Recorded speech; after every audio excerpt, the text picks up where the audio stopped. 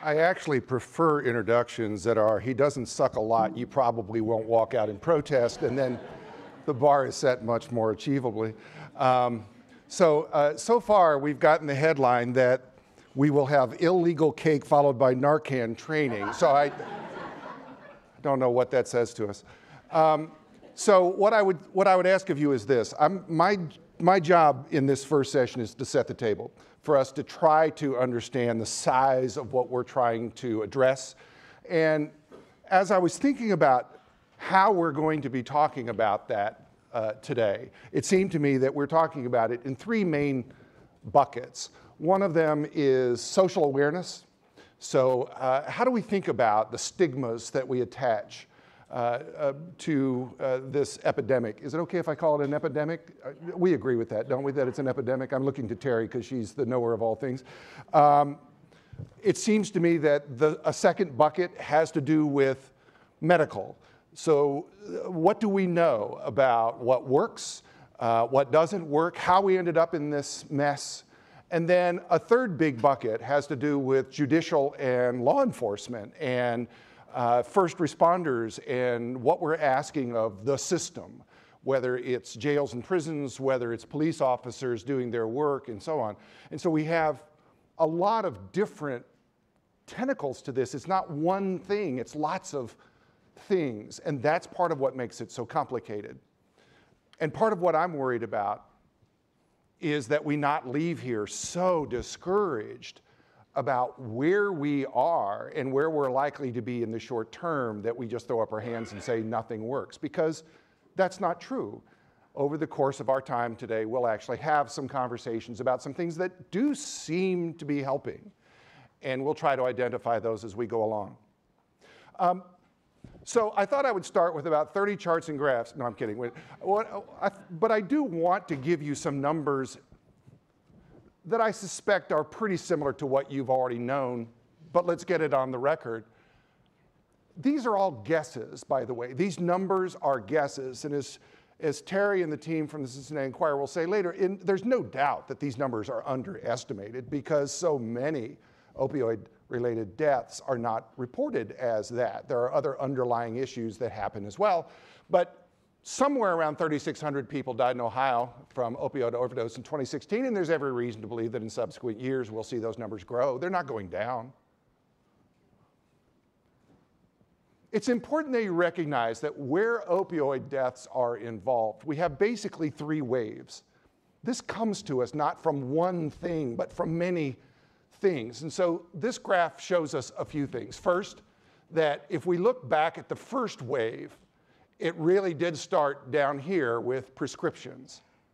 And then the second wave has to do with the rise of heroin, and then the third has to do with the scourge of fentanyl. And so we have three different waves that started at three different times, but we also see a trend, don't we? All three of them are still heading upward. Now, it is true that where prescription deaths are involved, we are making some headway here, but not a lot. But it is true that we're starting to at least see a slow of the increase. There are three different parts of this scourge. A second thing to recognize is that the rate of opioid-related overdose death in Ohio, and this is from the CDC, just continues to skyrocket, and it skyrockets at a rate that is much higher than the country at large. Now, we also know, in some ways, this chart is a little bit skewed when you see this chart. And part of it is because opioid deaths still are largely regional in nature. The industrial parts of the United States still are seeing opioid deaths at a rate much higher than other parts of the country. And so that is one reason why places like Ohio, West Virginia, Pennsylvania, Michigan, all have a very different problem than other parts of the country. Not to say anybody's immune from it, they're not. But it is true that we have a different regional problem, and a lot of that had to do with pain medications. We'll talk about that as we go along today. I wanted to make sure that you see this because this is another way of looking at opioid-related overdose deaths in Ohio, and that is to say that the synthetic opioids, the fentanyl deaths, are the ones that are spiking highest at the moment. But it's, in the long term, a relatively recent If you can go relatively recent as 5 years, relatively recent as opposed to the longer term opioid problems that are medical pain related. Does that make sense to you? All right. I wanted you to see this because this is a document from the Federal Inspector General's office, and I want to highlight just a couple of things. Don't be overwhelmed by the text. In 2016, 1 out of every 3 beneficiaries of Medicare, 1 out of every 3 beneficiaries of Medicare received at least one prescription opioid through Medicare Part D. 1 out of every 3 beneficiaries. That's an extraordinary number. 14.5 million of the 43.5 million beneficiaries enrolled in Medicare received opioids. That's an extraordinary number. Now, this doesn't mean these are all abusers. It just means opioids are so commonly prescribed. What else do we learn? The vast majority of these opioids were Schedule II controlled substances, meaning they have the highest potential for abuse. As we go through the day today, one of the questions for us to ask is this the right medication for this symptom? Are there alternatives? Are we doing the right thing in prescribing, or are there alternatives? Alabama and Mississippi had the highest proportions of prescriptions. Almost half of the state's Part D beneficiaries received at least one opioid, 46%. Half of the beneficiaries in Medicare Part D in 1 year had a prescription of opioids. That's an extraordinary number. The same Inspector General's report said this: a total of 69,000 beneficiaries got extreme amounts of opioids for the entire year, putting at serious risk. In other words, a very large number of people are not just getting a few pills to get them over their post-surgery pain. They're getting large numbers prescribed to them. And the question is what is that about? In one case, a beneficiary from New Hampshire received 134 prescriptions for opioids from one prescriber in 2016, 13 months of OxyContin, another 13 months of another dose of OxyContin, 13 months of OxyContin, 40 milligrams, 14 months of oxycodone, and 13 months of fentanyl patches. That's a lot of medication. One person. Now, anecdotal information isn't trending, so I would say don't overreact to that, and certainly don't blanket every prescriber and every pharmacist. So don't overreact to one person. But there's a broken system when that happens. Those are numbers. This is reality. 911, what is the address of your emergency? 4980 Glenway Avenue, the Covedale Library. All right, and what's going on there?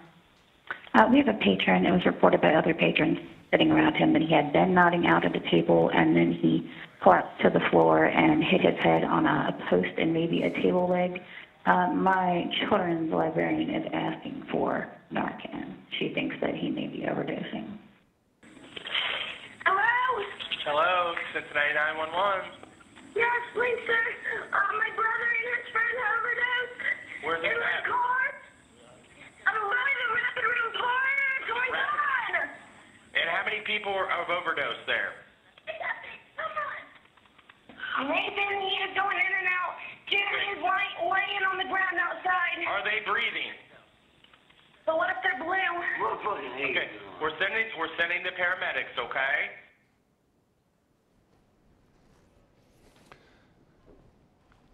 This is an excerpt from the team of the Cincinnati Enquirer that you'll hear from later. And what they will be telling us is the alarming frequency of these kinds of calls. We'll be hearing from our narcotics officer who will tell you what life is like for the men and women of our first responders and police who are seeing this over and over and over and over again in a single day. A physician and educator at Johns Hopkins was in my office, and we were talking about how media covers this. What are the ethics of covering, and how do we cover?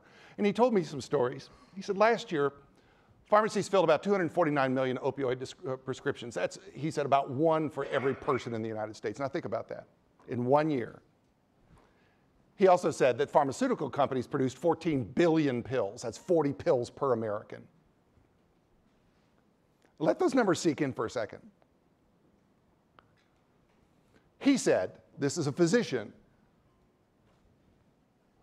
He said, my own aha moment came when my father had gallbladder surgery and recovered comfortably at home with a single ibuprofen tablet. He said, wow, that directly contradicted my residency training 15 years ago where I was taught as a surgical patient that a prescription of 30 to 90 opioid tablets is normal upon discharge.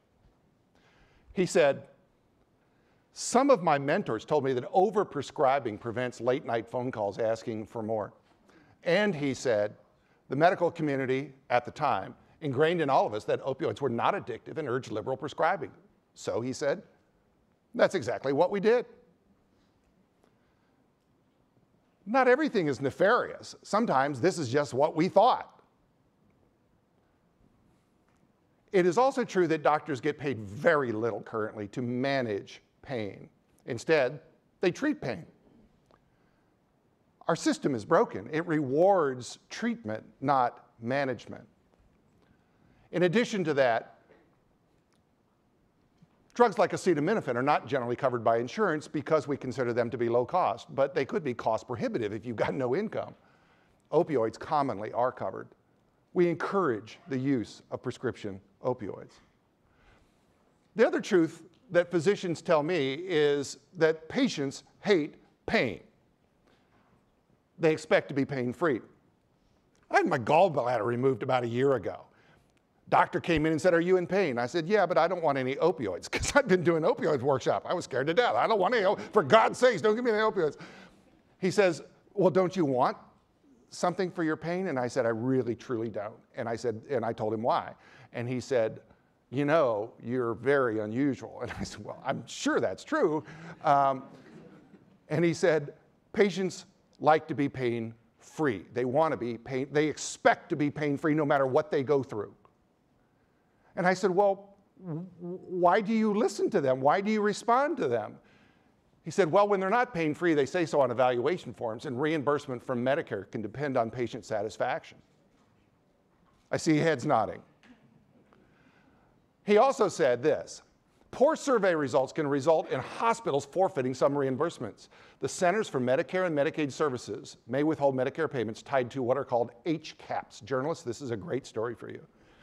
HCAHPS, in case you care, is the Hospital Consumer Assessment of Healthcare Providers and Systems. They're survey scores. And the American Medical Association Journal of Ethics has some research on this if you want to dig deeper on this. But there's actually an incentive to keep patients pain-free, even though by all logic, they should be having some pain. They just went through a surgery. Where did we get the idea that we go and get a major surgery and we ought to be pain-free? Where did we get that? Well, because we can. And there's an effect when that is our expectation, or at least a risk. About a fourth of all of the 2.3 million Americans in jails and prisons are opioid addicted. And according to the 2016 Massachusetts Opioid Death Assessment, I know you read that for leisure, former inmates are, get this number, 56 times more likely to fatally overdose within a year after release than members of the general population. This is what we ask the police officers to deal with, is the fact that we're putting people who have an addiction into jails or prisons. We provide them very little in the way of real medical treatment while they're there. We turn them out and expect for them not to reoffend. Don't you ever do that again, as if that is somehow going to be in their power. We have drugs that clinically we have reason to believe are valuable and useful used correctly. Drugs like methadone and buprenorphine are opioids. Naltrexone is a pure opioid blocker. And when the state of Rhode Island started using these medications to treat addictions illnesses in prison, the state saw, it reported year to year, 2016 to 2017, a 61% decrease in post-incarceration overdose deaths for people who are released within a year.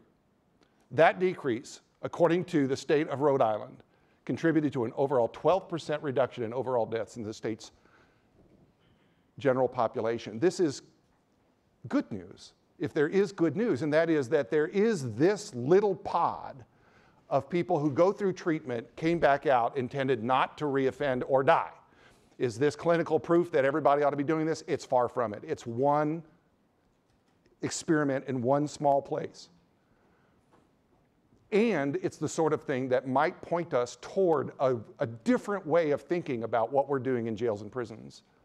I would say to you that only Rhode Island, New Jersey, and Rikers Island Jail, where a friend of mine who's been teaching with us around seminars about addictions and jails, Dr. Lippy Roy, a journalist, if you want to write that name down, L-I-P-I-R-O-Y. Dr. Lippy Roy was the addiction medicine specialist at Rikers Island who worked in this program. They allow all 3 medications. And by the way, there are only about 100 state prisons now using naltrexone, which is partly because it's a once-a-month injectable. But all of that means that it's only about 1% of the nation's jails and prisons that are offering opioid addiction treatment of the 3,200 jails and of the 1,700 prisons. And by the way, the federal system doesn't include any opioid addiction medication treatment except for one small pilot program in Washington, D.C. So we're putting people in jails and prisons knowing that they're going in with addictions and doing darn little to ensure that they have a real fighting chance of not reoffending or not re-engaging with the addiction that put them in jail to start with.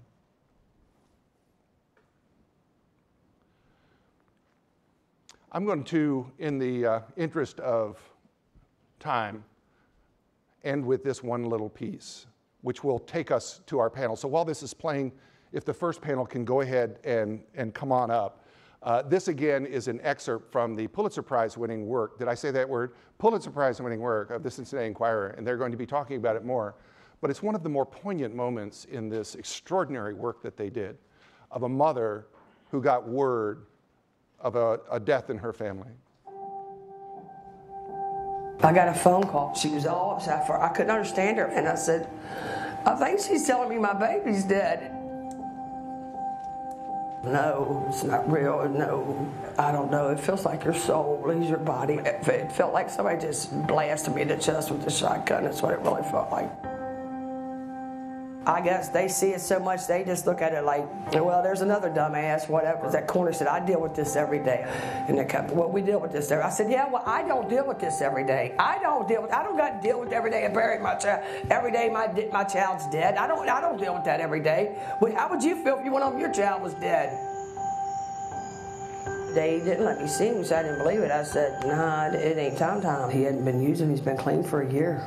He said, Mommy, look, I promise you, Mommy, I will never do heroin again. He said, Mom, that stuff they got out of her today, he said, it's not heroin. He said, it's intentionally made to kill you. So what happened that made him want to do a shot of heroin again?